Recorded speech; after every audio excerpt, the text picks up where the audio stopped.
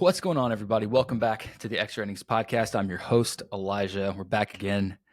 It's been about a week and a half maybe since my last episode. It's been a little bit. Had some stuff. So I was coaching a youth team that was taking up, significant amount of my time along with like my regular job. So it's hard to find time to talk ball, but season is over and we're here. We're ready. More content coming. I know I was like, we're going to do two a week. And I just could not find the time between like working out, working, having a girlfriend, like coaching, all that shit. It's really hard to find like the hour I need to do, like set up the production, to edit, all that stuff. So it's hard. But now we're just working, doing this. So we should have plenty of time. We're at the meat of the season. So there's plenty of content, plenty of stuff to talk about. I'm excited. Now we can fully focus on this. Now, a lot's happened in the last week and a half, I'm sure. We got big news today coming out of Pittsburgh from the Pirates.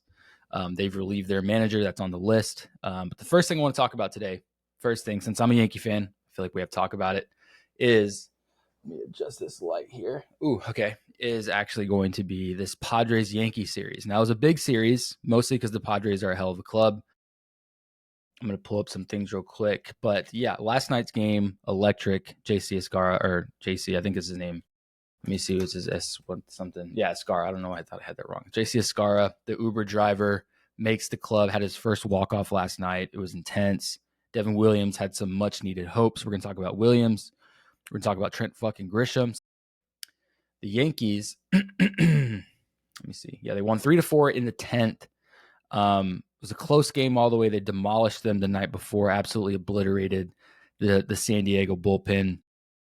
And for anybody who didn't know, San Diego's bullpen has been lights out the last, month. They've been incredible, and the Yankees just got to them, notably Wandy. Just didn't have it, crazy. Cease actually had a no-hitter going into what? I think the 7th. He had a no-hitter going into the 7th, so Bellinger hit the bomb, so it was still a close game. So it was a 1-1 series. The Yankees win the series on this game. But yeah, Dylan Cease has a no-no going into the 7th. Bellinger drops an absolute nuke, kills it, and there were so many memes about I just don't want to play. Like Cease didn't want to play anymore. He's like, I'm good, right? But because he came out with a hand cramp, which I think is nothing to worry about. I like Dylan Cease, crazy enough. On the other thing, real quick, totally away from baseball. I tried this Bones Coffee Company. This is the Irish cream coffee from Bones.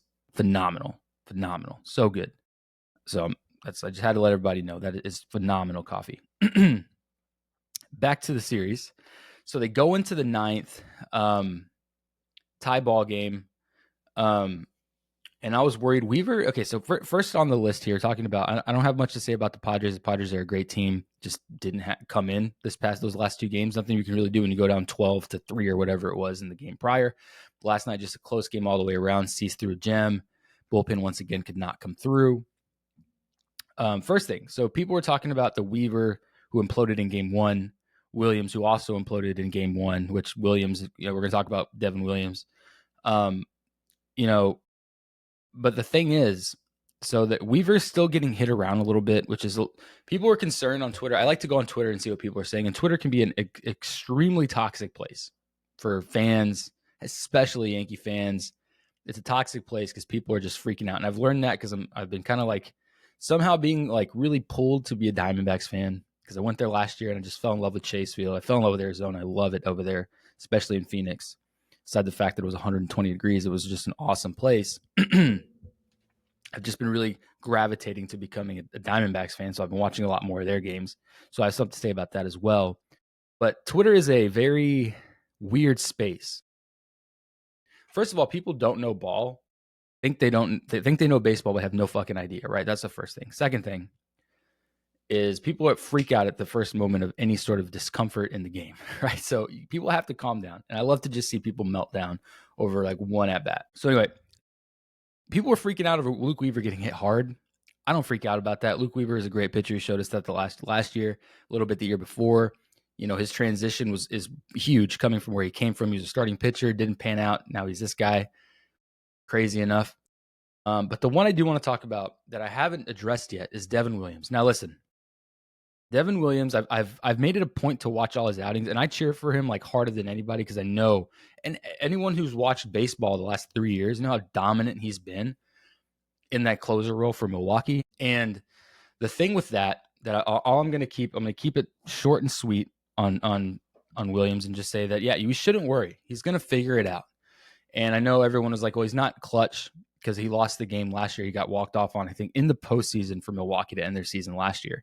So people were like, he's not clutch. But yeah, but he's still for the majority of it. And that could be anything. Like, people just, sometimes it just doesn't happen that day. That's just baseball, right? So the thing with Williams is I really wouldn't worry about it. I think that he's got some command issues. Yesterday, he showed that he had the command on that changeup. It's more of a fastball issue. If I'm being 100% honest, it's a fastball issue. Because that's when he's plunking people, when he's walking people, he's yanking it. And you can tell it's the fastball control is not there. The velo's there. Yesterday, he was 94, 95 consistently. Plunks Jackson Merrill right in the bicep, which looked like it hurt like shit. After he just came off the IL, he was just in San Antonio. The whole city wanted to go see Jackson Merrill last weekend. Crazy enough.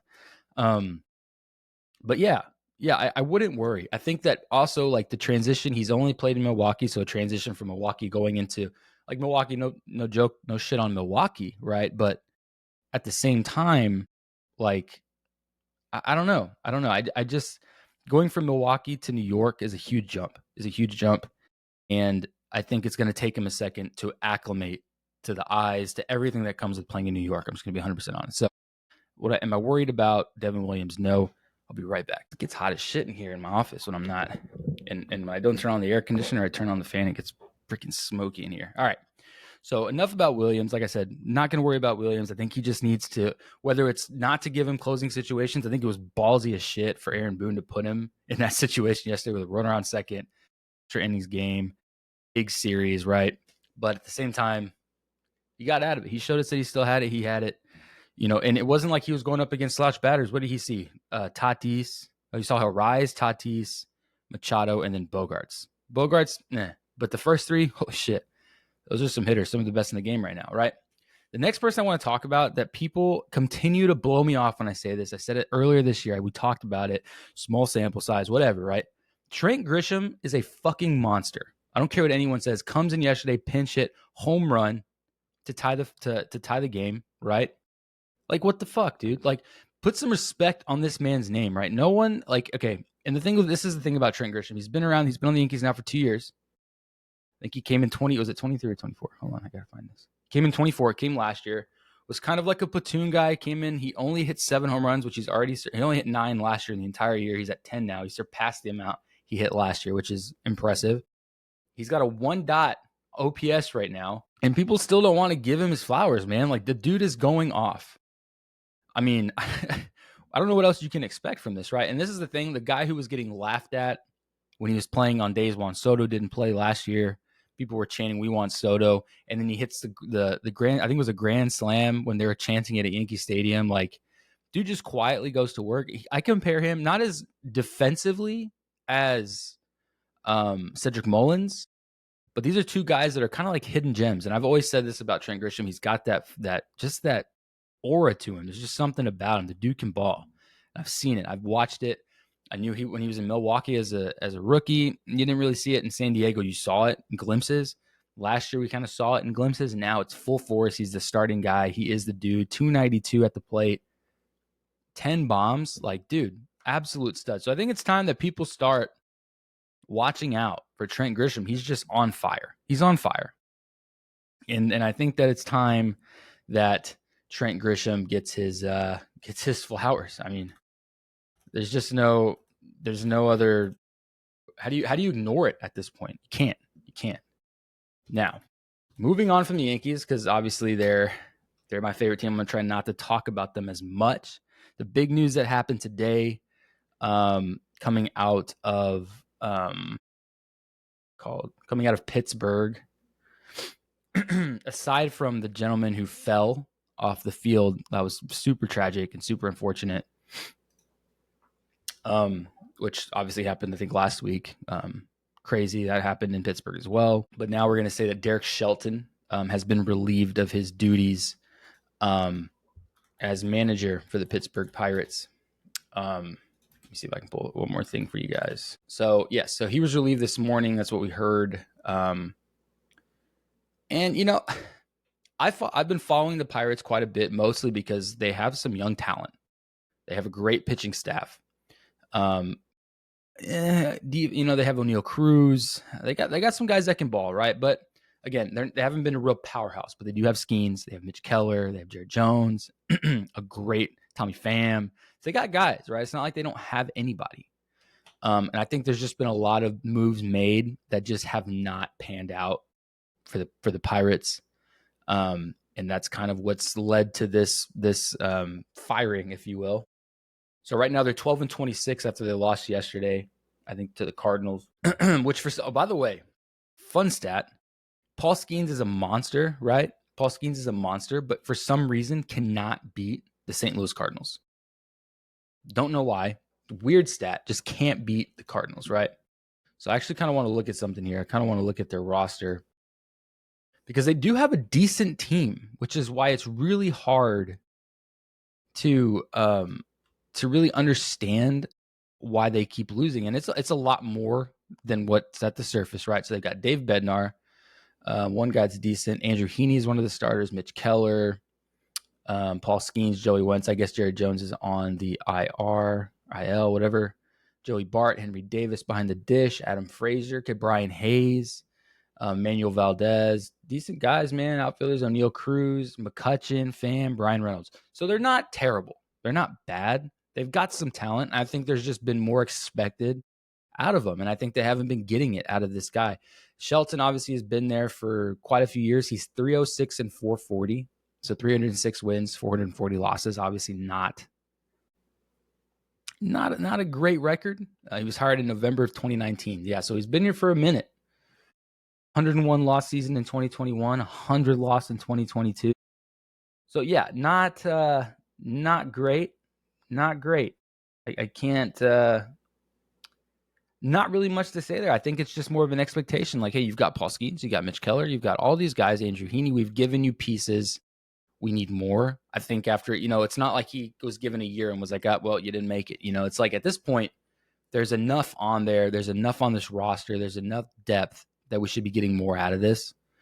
And clearly that's what they thought. I think Don Kelly is going to be taking over the role as manager, at least for the rest of this season. Yeah, I mean, I don't really disagree with that. From Charrington, it says, I strongly believe Donnie is the right person to manage this team right now. He has the skills and experience needed to do this job really well and deeply cares about the Pirates in Pittsburgh. I look forward to working with him even more closely. So yeah, clearly they have faith in this guy to do it. Obviously, you've been here since like I said before, you've been here for a long time. You've been given Paul Skeens, Mitch Keller, Jared Jones at points. You've got Andrew Heaney, who's no slouch himself. He's been bounced around, but he's a great quality starter, can eat up innings for you. There's just a lot. Brian Hayes, Brian Reynolds. I mean, there's a lot happening. And I think that guy, Job's for Detroit. But like I said, there's just so many tools that they just expect more at this point. So kind of crazy.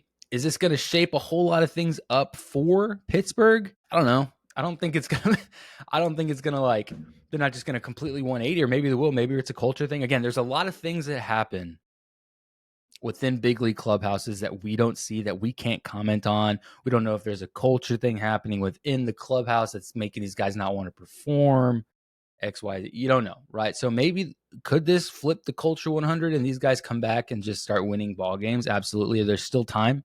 There's still a lot of time for these guys to do something. I know they have a lot of guys passionate about Pittsburgh and wanting to win in Pittsburgh. So hopefully that can kind of shift things, change it up, give these guys a change of scenery, just a change of leadership. And maybe that's, hey, change of leadership is really good sometimes. God, that coffee's good. Okay. All right. Now, we have to talk about the White Sox. Okay, moving away from Pittsburgh, we have to talk about the White Sox. Now, hold on. The White Sox. If you didn't see 2 nights ago, the White Sox were all over. Hold on. White Sox loss. I mean, it was, yeah. So, in the Chicago Tribune, it was so bad. So, the White Sox have been bad for 2 years now. Last year, they were the worst team in baseball. I mean, had some really, really bad, runs, just terrible, not good. I kind of want to pull up their roster and see what they're working with. Obviously, No question, they're in a rebuilding era, if you want to call it that. I mean, they are just not. It's not good. It's not good. Last night, or I think it was last night or the night before, they have found a crazier way to lose. They were playing the Royals. If you haven't seen this, just Google White Sox and the video will come up. So we're in the bottom of the ninth. The White Sox are up 3-2. Now, mind you, they should win this game. I think there's a runner at first. They should win this game. You're up. You have your guy in the ninth. Most times, closer comes in. It's to shut the door, call the game, and they had a fucking meltdown. They had an absolute meltdown. So runner at first hits a routine, and I say routine, I mean routine pop fly. Of course, they're playing in a little bit of a shift, so the second baseman has to come run over to where second base should have traditionally been playing. Goes to catch the ball, and it fucking hits him in the head. And this is what it floors me, that these are professionals, right? This is a pro guy, and I'm not shitting on the guy, because errors are gonna happen.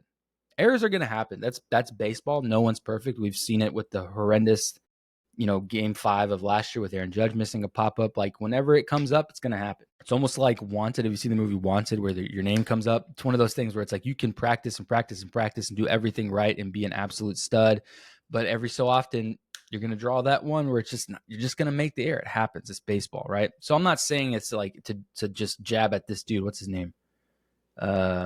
Chase Meadroth, who was playing second base that day. Ball hits him in the head, right? He freaks out. It just looked goofy, to be honest. It looks goofy. So he freaks out. Ball hits him in the head, just misses it. Right fielder comes in, grabs it, trying to throw the guy out at second, throws it over his head with whatever kind of throw that was, right? And so now you got runners at first and second. Jonathan India comes up to the plate. Jonathan India, good ball player. Yankees almost got him this past offseason. Hits a double, scores one. Now we got a tie game. So the save's blown, right? We got second and third. Winning run. This is bottom of the ninth. Winning run at third. And here comes the guy you don't want in this position, is Bobby Witt Jr. Hits a deep fly ball. White Sox lose the game, lose the series to the Royals. I don't know if they've lost the series yet, but they lost. Yeah. Pretty bad.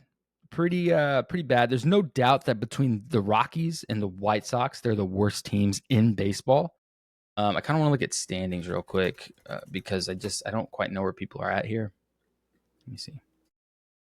All right, let's see here. Oh, White Sox are 10-27. The Orioles are another team that I do want to talk about that are getting a little bit. There's been jokes about them having public pitching tryouts because no one can pitch, but we're going to save the Orioles. I don't think we should worry about the Orioles. Sorry, not the Royals, the Orioles. A little skid, but we'll save that. So anyway, the White Sox are 10-27. Angels are 15-20. Marlins are 14-22. Pirates are 12-26. Hence why they fired what's his name, Shelton. And the Rockies, who surprisingly, the White Sox are not the worst team in baseball. The Rockies are 6-29. Fuck. Oh my God. There is no light in Colorado right now. None. Jesus. 6 games. That is wow. 4-game losing streak. Man. Okay. But anyway, so point I'm trying to make here is just crazy enough that happened, and I don't know what's gonna happen. So let's see. Let's look at the White Sox, active chart right now. They got Cam Boozer, story from Boston last year. Crazy story. If you haven't heard the story of Cam Boozer, you should look that up immediately. If not, just watch that Red Sox documentary. He comes out in there. It's crazy. A lot of these other guys, I have no idea. These pitchers, I have no clue who they are. Sean Burke, Jonathan Cannon, Brandon Eisert, Caleb Freeman. Not knocking these guys. I just don't know who they are. I couldn't name any of them. Tyler Gilbert, Jordan Leisure, Davis Martin, Jared Schuster. Maybe you've heard of him before. I don't know. Yeah, none of these guys. No, none of them.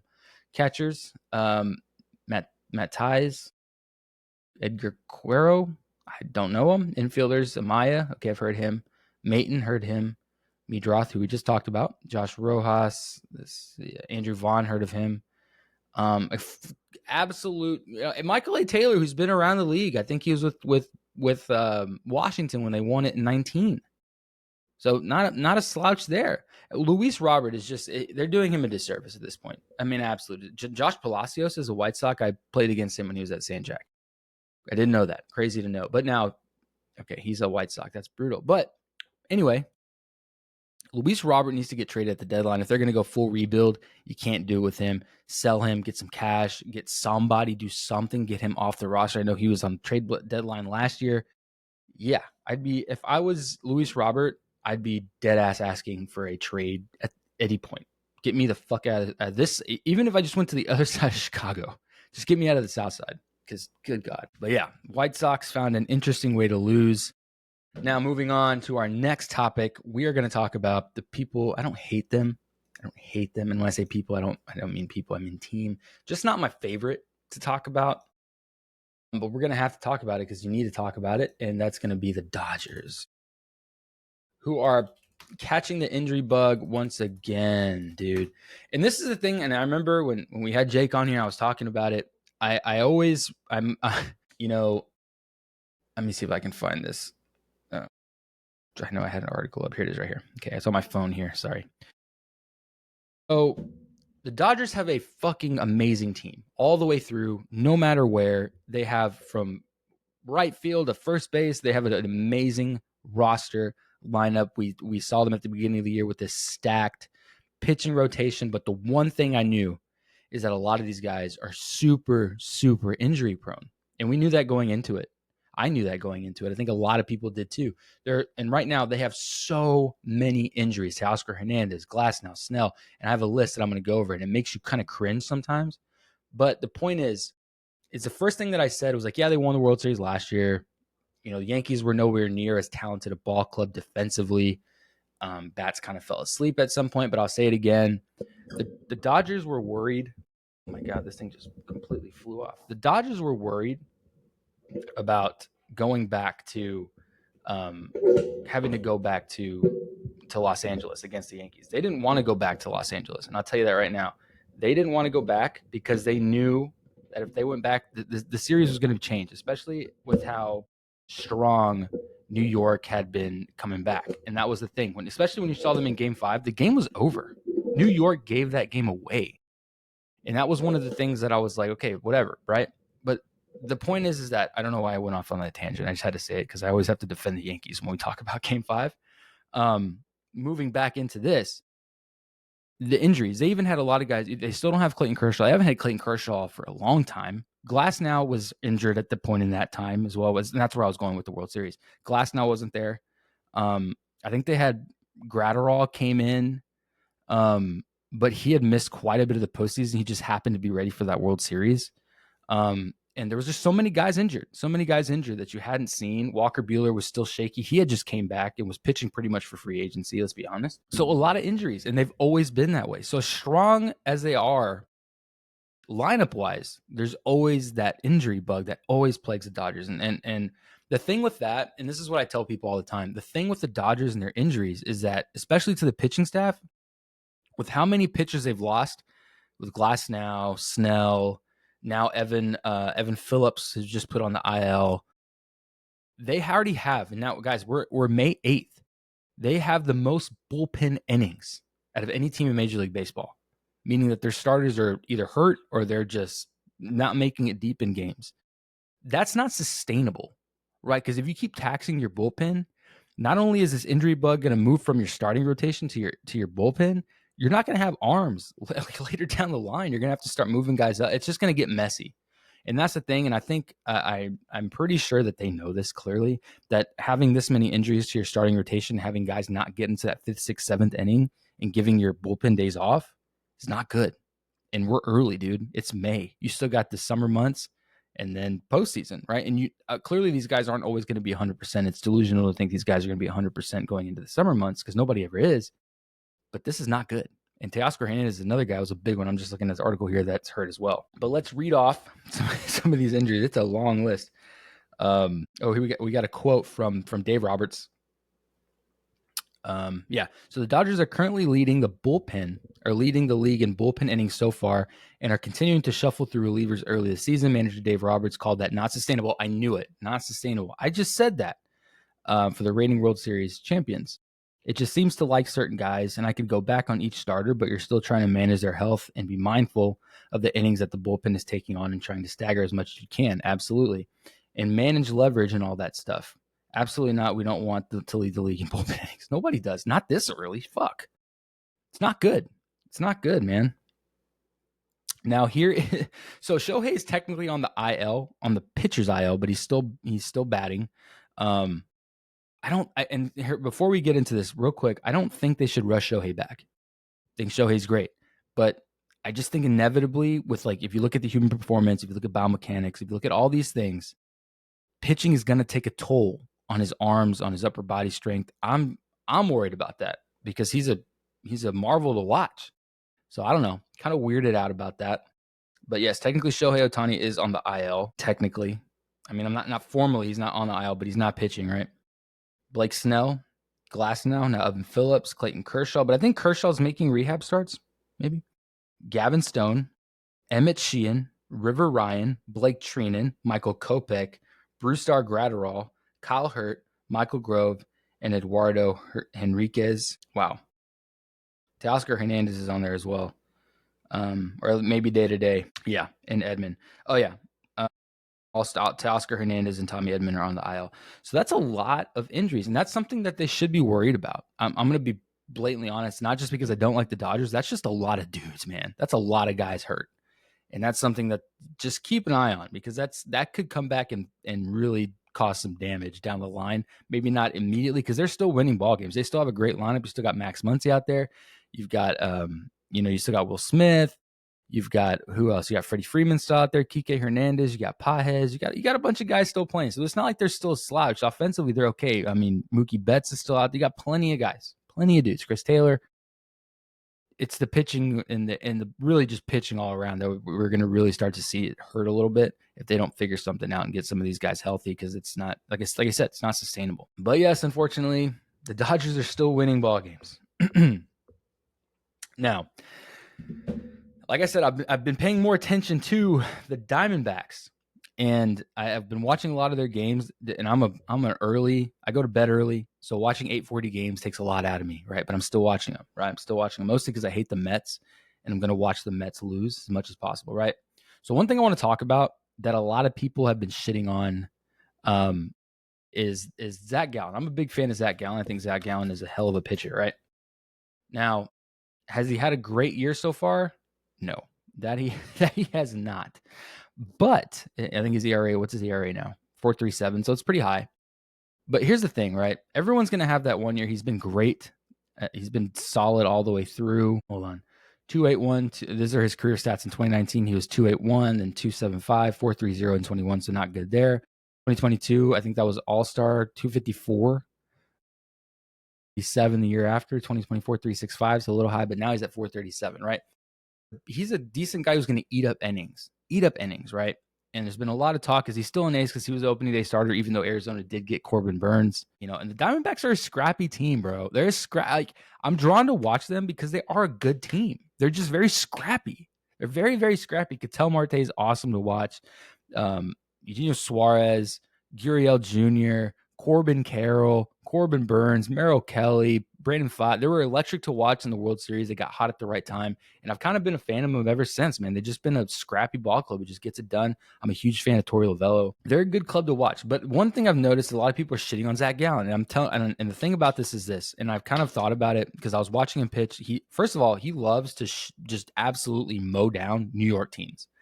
Well, like a 13 or 14K against New York in New York on like frigid. It was like 30 degrees and just absolutely carved them. And then went to New York. He's faced the Mets twice in less than a week, which is crazy. They played him over there. Then they came home and the Mets came with him, played him here. And he's mowed them down over there. And then he mowed them down. It's just New York teams. He just loves to destroy New York teams. But the thing is he's still an ace. And I think he definitely is. I think that he's just had some issues finding stuff maybe early in the year, because his stuff's still electric. And if you watch him pitch, and this is where like I told people that Twitter gets kind of toxic when people are like, he's trash, get him off my team. It's like, if you watch the start and you watch him pitch by pitch, he's missing by inches. And that's the crazy thing about baseball, is it's a game of inches. I mean, he'll throw a fastball on the outside where you really need that pitch, and he misses by, fucking that much. Throws a curveball and doesn't get that chase. It's just little stuff, right? And that's the thing, is like, no, he's not bad. But like, yeah, then he gets forced to make pitches in the zone, and that's when he gets hit. Well, anybody would, right? So yeah, I think Zach Gallen is going to be fine. I think the last 2 starts he's had have been really good, both against New York teams, sure. He had a rough outing against Chicago at Wrigley, but I think he's going to be okay. And I think he's still their ace. I think Corbin Burns, who had his start scratched this past week due to shoulder inflammation, was a smart move. I think that they need to keep their starting rotation, as healthy as possible. If there's a little bit of discomfort, keep that rolling and just, hey, we'll just scratch you. We'll give another guy. We're good. They have enough depth. Their pitching's okay. The bullpen is where you should be worried, but their starting rotation is solid. And I still think when you put all those things factored together, Gallen is still your guy. I don't think he's a Diamondback after this year. I think somebody's going to pay him and he's going to leave. But hey, right now he's the guy, and I think that they need to rally behind that, especially after that last outing. 2-hitter against the Mets, who are a great team. I don't know why I said that. I hate the Mets, but they are a good team. So yeah, Gallen is still an ace, but it begs the question, and this is something I was thinking about, and I might do a blog, so I might write about this a little bit later. Maybe touch on it in its own episode. But something I've been thinking about, and it's something that I think I brought up a couple weeks ago with Jake as well. This is a weird era of starting pitcher, right? And I say that because, like, I was watching the Mets and Dodgers and Diamondbacks. I think it was on today's Thursday, so it was Tuesday night. And watching a starting pitcher go out for the 7th was weird. And then I heard about the Braves guy. I forgot. I don't know if it's not Schwellenbach. It was somebody else. Go out for the 8th because he had a no-hitter as well and then lost it in the 8th. Like, seeing these guys go out, it's like almost like, oh my God, he went out for the 8th. It's crazy. And it is crazy because you don't see that very much anymore because everyone's trying to conserve. You don't see guys really throwing over 200 innings. I mean, it's just we're in a different era of pitchers. So if you have any comments on that, let me know, because I kind of made that assumption, was that, like, we're in a weird era of starting pitcher where it's like you don't see them really go after the 5th, 6th, 7th. 5th is good. You expect them to at least get to the 5th. That's a good. I think 6th is a quality start. You got to make it through 6 to get a quality start. But the 7th and 8th, you don't see a lot of starters make it out there. And yeah, we are early. Yeah, I mean, you're not going to really run guys out there that, you're going to just push the, foot down on the gas all the way and make them throw 115 pitches every night. That's not going to happen. Some guys can do that, but you're not going to do that every night, every 5th day, right? So I don't know, just kind of a weird thing I was thinking about. We're in a weird era of starting pitchers. And with that, I was going to talk about Soto's slow start, but he's starting to pick it back up. I mean, he's a great hitter. What are you going to say, right? Not really much you can say about Juan Soto. I was going to talk about it, and I'm just like, he's going to be fine. Because everyone was like, he just hit his first home run, blah, blah, blah. The thing with Juan Soto right now, and this is what I'm going to tell everybody, is that no matter what he does, and again, he's a human being. He's going to fuck up. He's going to go through slumps. He is like anybody else. He's a great hitter. And the funny thing is, like, even me watching him the other night, in last week as well, he has amazing at-bats. His plate discipline, his eye at the plate is phenomenal. I can't even, it's just, he's fucking good, man. He has great plate vision. It's insane. It's insane. His bats are insane. So what I mean to say is, like, I was going to talk about it, his slow start, but he's already had multiple home run games now. He's going to be fine. And, it is what it is, right? And I'm kind of excited because he's going to go back to New York. I think next week the Mets play. There's a Subway Series, so that's going to be interesting. It's going to be probably pretty hostile up in there. But, hey, he's going to be fine. I'm not worried about it. I'm not going to talk about it. But going back to the starting pitching thing, we have some power rankings for starting pitchers, and I kind of want to go over it. Yeah, we'll start at number 10. I'll do 10, and I'll break down the top 5 just kind of quick. Well, there's only 10 on here. Tied for 10, we've got Mackenzie Gore, and the tied for 10 is Mackenzie Gore and Jesus Luzardo. Luzardo for the Phillies, Gore for the Nationals. The Nationals are, Mackenzie Gore, solid lefty, 36.4 K rate with 68 strikeouts. Leads the league. Not bad. Luzardo, 27 years old, 1.94 ERA. Not bad. Going into number 9, we have Nathan Eovaldi. Dude, Nathan Eovaldi is so underrated. I swear to God, the dude is a workhorse. I said in the offseason last year, he just eats fucking innings, dude. And he's good. He's been in the league for so long. I mean, he's played for so many teams. The Yankees, he had that crazy game in Boston for the playoffs. I think it was in 18. Eovaldi's a stud. Zach Wheeler, of course, he's at number 8. He's a stud. Garrett Crochet, the Red Sox, obviously, took a ball off the face and stayed in. What a stud. I'm a huge fan of Garrett Crochet for sure. Thank God he got the hell out of Chicago. Yeah. 6 is Paul Skeens, who was previously at 1. That's an interesting one. So let's see what they say.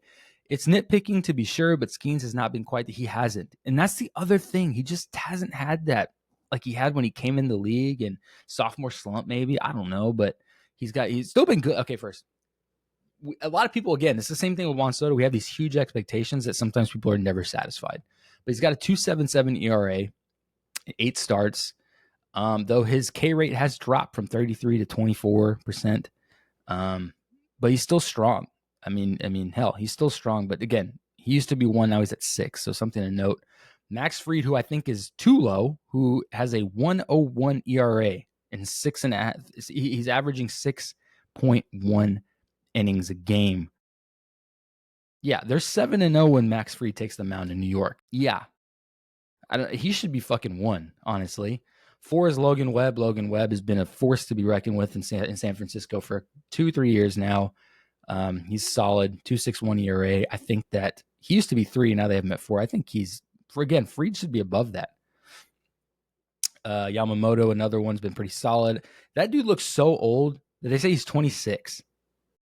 Crazy. He hasn't earned more than 2 earned runs in any of his 7 outings. Pretty solid. His splitter is disgusting. Same with this Sasaki, but Sasaki hasn't really been there. Okay, not an Astros fan by any at all, right? But Hunter Brown is going off, dude. He is elite. He has emerged. Like they have, the Astros are the Astros. They've been scuffling a little bit. They're not the same powerhouse they were from 15 to 22, really 16 to 22, I guess. Hunter Brown is showing up. 26-year-old righty, 7 for 7 in quality starts, and the opponents have a 504 OPS. So, dude is going off. He's going off, and of course, he's gonna keep playing really well, and then the Astros won't pay him, so he'll be gone. He'll be somewhere else. And then number 1, Tarek Skubal, who was previously 4. Obviously, he won the pitching triple crown in the Cy Young last year. Had a 2.39 ERA through 7 starts this year. He's got a 2.21 ERA with a 30% K rate. 9.6 K to walk ratio. In other words, he's a stud. To break it down for you through all these numbers, if you don't like the numbers and you don't know how to interpret them, the dude's going off. Yeah. I did see that guy off the Angels, though, take him deep on the first pitch of the game. That was kind of crazy. But yeah, Tarek Skubal, definitely up there. He's a funky looking lefty, and he's just carving guys up. I really think that it should be Skubal than Fried. Fried has a 1.01 ERA. I mean, the fact that they got him, then Garrett Cole goes down, he stepped right up. And I mean, I don't know how you ask for more out of a starter. I mean, shit. But yeah, these are the power rankings for now as of yesterday. I kind of agree with them. I think, like I said, Fried should be higher, but yeah. And again, if you have any thoughts on starting pitching these days or any theories or anything like that, let me know, man. Put it in the comments wherever you see them. Talk some shit to me on my personal Instagram. I don't care. Tell me what I think. Tell me I'm an idiot. But yeah. But anyway, guys, thank you so much for listening. Like I said, things have been a little bit crazy, so episodes have been very, sparse, kind of all over the place. I know today's Thursday, May 8th. We're going to have this one out today. And we should have another one either this weekend. If not this weekend, we're going to start fresh. It'll probably be Monday, Wednesday. That's probably going to be the new cadence. And then, like I said, we're going to have stuff on socials. To be sure to follow us on TikTok and Instagram. I'm on Twitter most nights, kind of watching ball and talking. So on my own personal Twitter, I don't have a Twitter for this per se. Maybe not yet. I might make one. I don't know yet. So be on the lookout for that. I'm still thinking about it. But I am thinking about doing a newsletter on Mondays. Still kind of thinking through some of the details and if I'm for sure going to want to do it. Because I don't want it to be one of those things where I do it every so often. If I'm going to do a newsletter, it's got to be every Monday morning to start off the week and what's happening in baseball. So I'm thinking about it. If you've got thoughts, let me know. If you think I should do it, if you'd read it, I don't know. People kind of go back and forth. A lot of people don't want to read things these days, especially newsletters. So many people have so much shit in their inbox that who knows. Anyway, guys, thank you so much for listening. Again, be sure to follow us on Instagram, TikTok, YouTube. I think you can follow in there, subscribe, like, all that shit. You know it. You know what everyone says every time. But we'll be sure to see you guys next week and be on the lookout for more content. Again, thank you so much for listening, guys, and we'll catch you in the next episode.